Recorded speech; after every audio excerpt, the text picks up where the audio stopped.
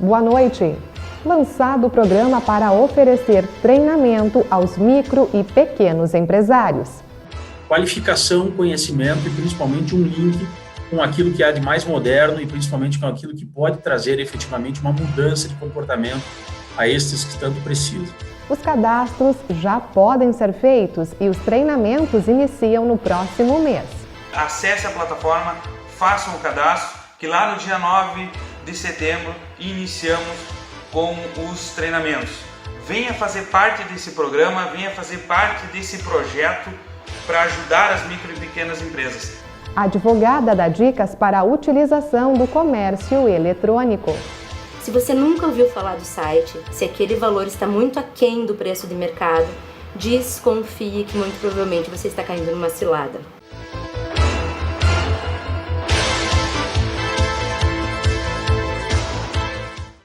A palavra crise tomou conta do cotidiano com a chegada do coronavírus. Praticamente todos os setores sentiram o impacto do problema sanitário que levou à quarentena marcada pelo isolamento social. Mas este momento seria pior para a economia que os vivenciados em 1929 ou em 2008.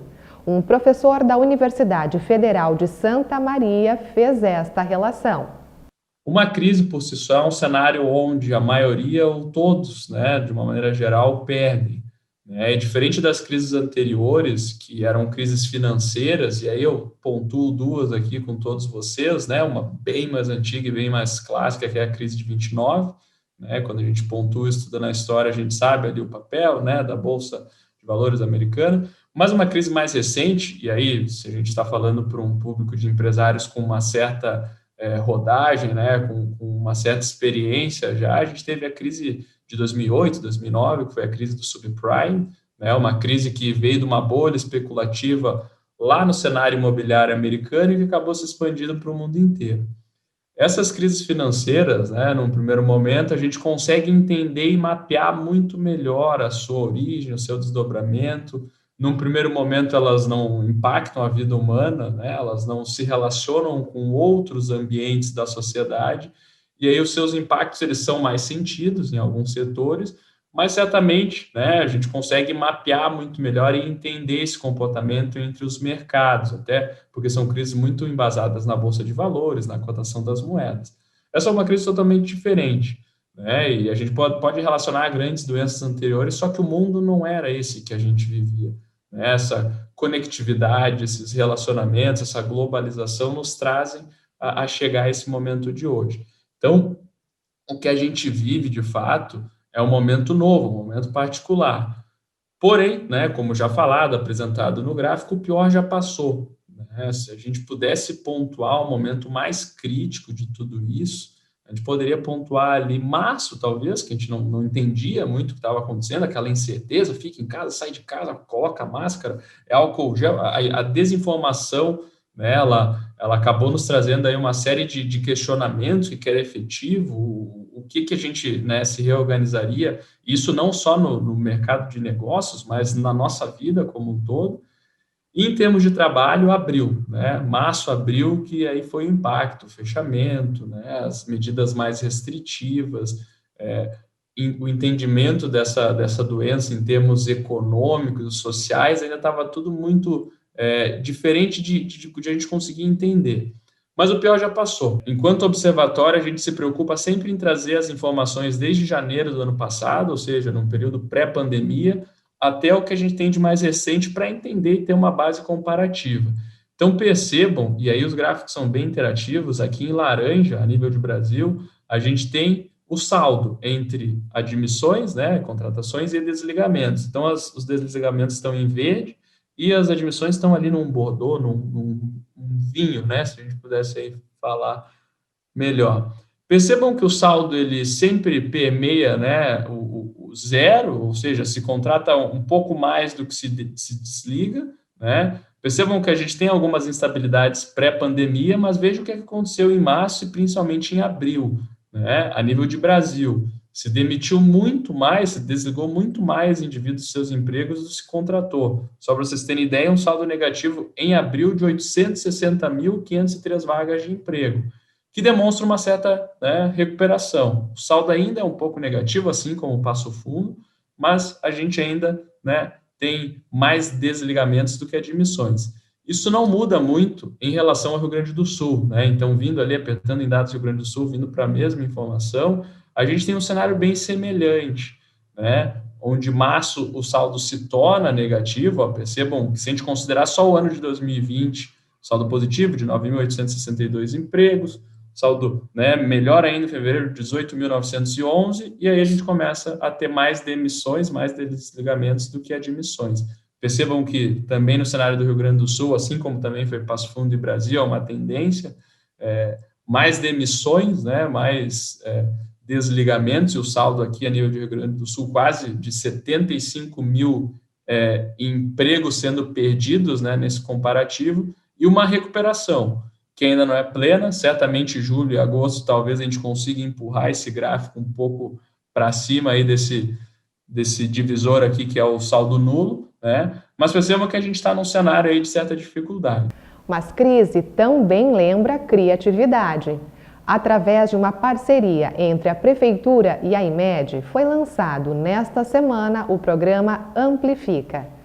Tudo está sendo pensado para atender os anseios das micro e pequenas empresas. Apresentamos à IMED uma proposta e um desafio de montarmos uma espécie de programa que pudesse ofertar aos nossos pequenos empresários, aos pequenos negócios de Passo Fundo, qualificação, conhecimento e principalmente um link com aquilo que há de mais moderno e principalmente com aquilo que pode trazer efetivamente uma mudança de comportamento a estes que tanto precisam. Então, quando nós enfrentamos hoje um momento tão difícil, a crença nossa é de que, através do conhecimento, principalmente através de maior qualificação profissional desses empresários, nós teremos muito mais chance de não só passar por esse momento difícil, atravessar essa turbulenta onda, mas, como dizia o Eduardo, assim que nós tivermos aí um panorama um pouco melhor, assim que nós conseguirmos enxergar no horizonte algum mais alento no que diz respeito à economia, nós estejamos, empresários, muito mais preparados para navegar esse negócio, para sair desta crise de forma muito mais rápida, muito mais robusta e, principalmente oportunizando os CNPJs ativos na cidade e fazendo a manutenção ou ampliação de postos de trabalho. Eu acho que isso tem um caráter essencialmente econômico, mas também tem muito social no meio, ou seja, a nossa preocupação, naturalmente, por esse setor empregar muitas pessoas, é que a gente possa entregar à cidade o maior número de postos de trabalho mantidos e, quem sabe, com esses negócios mais qualificados e de forma mais ousada, eles possam ofertar, quem sabe, mais vagas logo aí na frente. A gente vem acompanhando dados do CAGED em número de empregos e desemprego nas principais cidades do Rio Grande do Sul, na capital, no Rio Grande do Sul, no modo geral, e mesmo fora do estado, e a gente percebeu que começamos o ano, né, com otimismo em janeiro e fevereiro, com mais de 1.000 empregos novos criados, diminuiu um pouco o ritmo no mês de março, e quando começou a crise, na segunda quinzena de março, nós tivemos um sobressalto nas empresas, nas micro e pequenas empresas especialmente, em que nós perdemos aí 1.800 empregos no mês de abril e 619 empregos no mês de maio. E aí, a partir de junho, começa a estabilizar novamente, menos 97 empregos, provavelmente no mês de julho, quando fechar os dados do CAGED, a situação vai começar a melhorar um pouco. Então, nesse ambiente, o que a gente viu? Grande parte das médias e grandes empresas se organizaram de alguma forma porque tinham um fluxo de caixa, tem um determinado modelo de gestão das empresas, estão organizadas já com estruturas, em última análise, para dar conta de situações como essa. O micro e pequeno empresário, ele tem dois grandes fatores que afetam o seu negócio diretamente, né? Um é técnicas de gestão, conhecimento para implicar em gestão, estou falando aqui de gestão de pessoas, fluxo de caixa, marketing, conseguir identificar oportunidades de mercado, e ao mesmo tempo tem um problema central, que é acesso a capital de giro e condição econômica, condição financeira, de colocar suas ideias para rodar. Do modo geral, nós tivemos muitas fontes de acesso a recursos disponibilizadas por órgãos públicos, estaduais, federais, iniciativas no município também, os próprios bancos públicos e bancos privados se colocaram na condição de colocar dinheiro no mercado. E o que nós pretendemos com esse projeto que que foi provocado pela Prefeitura Municipal para que a EMED organizasse. É um projeto no sentido de fazer aquilo que talvez seja a condição, o pré-requisito para acessar os recursos, que é organizar minimamente a empresa para aqueles que não estão organizados, para que, tendo um plano de negócio, tendo uma proposta do que fazer nos próximos meses, possam acessar os recursos, as fontes de recursos existentes. E não saia daí! No próximo bloco você vai conhecer os detalhes do programa Amplifica e ainda como participar. Nós já voltamos.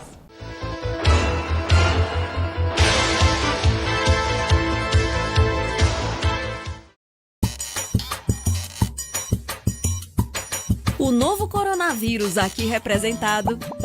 O que tem de acanhado, tem também de danado. Não importa se é adulto ou se não é, se é homem ou se é mulher. Se alguém infectado por perto espirrar, Covid-19 tu pode pegar. Esse vírus pode estar num corrimão ou num balcão. Se nessa superfície tu encostar, não passe a mão no rosto, não.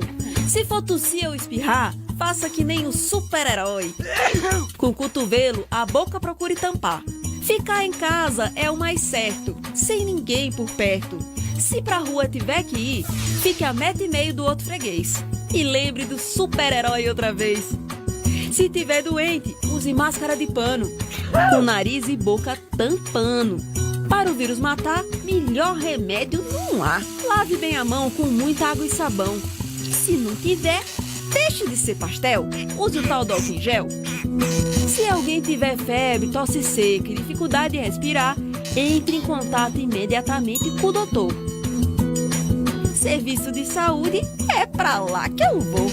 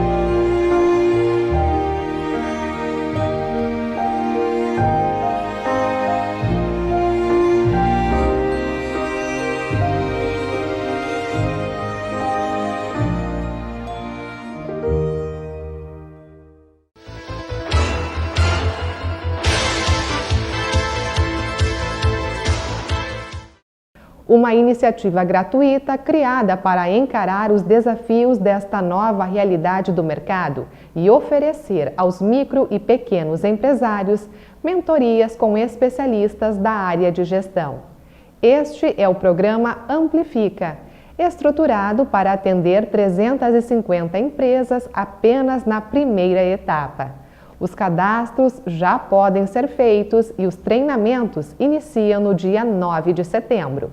Para a condução desse programa, nós buscamos a parceria com várias entidades de classe de Passo Fundo e que no mesmo momento compraram a ideia e vão nos ajudar tanto na indicação de mentores especializados para a execução das mentorias, mas também na indicação de empresários, ajudar a disseminar o programa e da importância que é a especialização do nosso micro e pequeno empresário, né? Principalmente agora, nessas mudanças que a pandemia trouxeram para o mercado e nessa nova maneira de acontecer as coisas. Então é possível sim se preparar de uma melhor forma para aqueles que tiveram vários problemas durante a pandemia ou estão imaginando que terão problemas futuros. Enfim, é uma maneira de se organizar, de se preparar realmente para o futuro. E lá no dia 9 de setembro iniciam os treinamentos. Os treinamentos vão ser divididos em 4 módulos de 2 horas cada módulo, Então nós vamos ter o módulo financeiro, o módulo de estratégia e tecnologia, o módulo de marketing e vendas e o módulo de captação de recurso. Cada módulo vai ser conduzido por profissionais da IMED, professores da IMED, com o intuito de trazer conhecimento, mas também ferramentas que possam ajudar o nosso micro e pequeno empresário nesse ambiente, nesse novo normal que nós estamos vivendo, né, no sentido de recuperação e recriar algumas coisas que podem beneficiar os empresários durante a pandemia e pós-pandemia. Passando pelos módulos de treinamento, o empresário ele fica habilitado a participar das mentorias. E ao final do treinamento ele vai indicar qual é a maior dificuldade que ele tem hoje. E a gente vai ligar isso a eixos da área de gestão, como dificuldades na área de finanças, na área de vendas, marketing, estratégia, gestão de pessoas, contabilidade, operações. Em contrapartida, o nosso banco de cadastro dos mentores já vai prever a capacidade, as habilidades, as competências que esses mentores, que ao se cadastrarem na plataforma Amplifica, eles colocaram como os pontos fortes que eles poderiam contribuir nas mentorias. Então a organização do programa ela vai fazer com que as mentorias aconteçam com aquele profissional especializado na área da demanda do empresário. Então, por exemplo, se o empresário ele tem dificuldade na área financeira e solicitou uma mentoria depois dos treinamentos na área de finanças, vai ser encaixado uma mentoria com um profissional da área de finanças. Acesse amplifica.imed.edu.br, faça o cadastro, você empresário, você profissional da área de gestão que quer doar um pouco do seu tempo para ajudar um micro e pequeno que tanto precisa nesse momento. Acesse a plataforma, faça o cadastro, que lá no dia 9 de setembro iniciamos com os treinamentos. Venha fazer parte desse programa, venha fazer parte desse projeto para ajudar as micro e pequenas empresas. Eu tenho certeza que juntos somos mais fortes e podemos fazer algo benéfico para a nossa comunidade. De outro lado, as compras online cresceram muito neste período de pandemia. O isolamento social iniciado em março fez com que a sociedade se adaptasse mudando hábitos e costumes. E foi isso que mostrou o professor Eduardo Reck após uma pesquisa. Eu pesquisei compras online em supermercado. Então a busca por esse termo lá no Google, quando tu coloca para procurar, aqui ó, fevereiro, foi vindo. Aí quando começou aquele burburinho ali pelo dia 15, 16 de março, as pessoas do nada, entre aspas, começaram a pesquisar mais sobre compras online em supermercado no Google. Aqui ó, 23 de março foi o pico. Ou seja, as pessoas que iam normalmente ao supermercado começaram a pensar, e agora? Como é que eu... E agora que eu não consigo mais ir? Eu preciso comprar fralda para o bebê, eu preciso comprar sabonete, ter que tomar banho, eu preciso comprar farinha, eu preciso comprar massa, eu preciso comprar feijão, arroz, e agora? Como é que eu faço para comprar online? Né? Então a gente começa a pensar que o contexto, a situação, né, influenciou o consumidor, o cara fez assim, eu nunca comprei online, como é que eu faço? Ainda bem que tem o Google, e aí a gente consegue ver isso, né? Outro termo que cresceu a busca por esse termo, comércio online, né? Vem vindo numa tendência que chegou aqui pela metade de março, pico de novo, né? Um crescimento nas buscas desse termo, pessoas pesquisando sobre comércio online. Isso não é à toa, né? As pessoas estão mudando a forma de pensar. E com base nestas informações, nós pedimos para uma advogada trazer dicas para a utilização do comércio eletrônico. Veja então o que disse Gabriele Machado. Apesar das compras pela internet já fazerem parte da nossa rotina há algum tempo, foi agora em março, com a pandemia, que a nossa relação com esse tipo de comércio se estreitou. E esse tipo de relação negocial tem gerado muitas dúvidas nos consumidores, como, por exemplo, não cair em armadilhas, quais são os prazos que tem para devolução de produto, além de outros. Grandes dicas para o pessoal não cair em armadilha em compras pela internet. Comprem de sites conhecidos, essa é a primeira regra de ouro. Pesquise, pesquise, pesquise muito. Se você nunca ouviu falar do site, se aquele valor está muito aquém do preço de mercado, desconfie que muito provavelmente você está caindo numa cilada. Procure também se há reclamações, como por exemplo nos sites do próprio Balcão do Consumidor Procon do Rio Grande do Sul, no site Reclame Aqui, e em próprias pesquisas pela internet você vai achar muita coisa com relação a sites se são confiáveis ou não, se entregam mercadorias ou não. Outra coisa que gera muitas dúvidas com relação aos consumidores é com relação à compra dessa mercadoria e à entrega. Muitas vezes você compra pela internet alguma coisa que acha lindo, até porque você não vê o produto pessoalmente, é só uma foto, e quando chega não era nada daquilo que você pensava, e daí há direito de troca, há possibilidade de troca. Segundo o nosso Código de Defesa do Consumidor, você tem a possibilidade de trocar esse produto no prazo de 7 dias. O que isso significa? Que não importa o motivo de você ter ou não gostado desse produto, você pode devolver sem nenhum problema. Porque o consumidor não pode esquecer que ele não pode perder esse prazo de 7 dias, porque senão ele perde sim o seu direito de devolução sem motivo. Então, a primeira coisa que deve fazer, por exemplo, é fazer a sua reclamação no órgão de defesa do consumidor se você não conseguiu acesso a essa loja via própria internet.